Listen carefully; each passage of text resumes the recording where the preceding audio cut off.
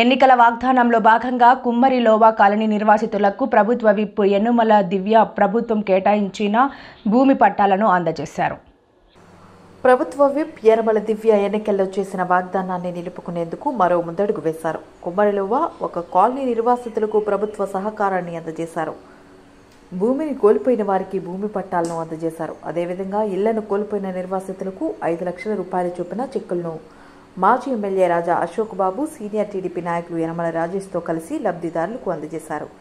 Chintamaneni Abbayi, Paravada Tatababu, Pothana Rambabu, Jakkanna Ramanaidu, municipal chairperson Narla Bhuvanasundari, vice chairperson Kucharlapati Rupadevi, Kusumanchi Shobharani, తహసీల్దార్ ప్రసాదరావు తదితరులు ఈ కార్యక్రమంలో పాల్గొన్నారు.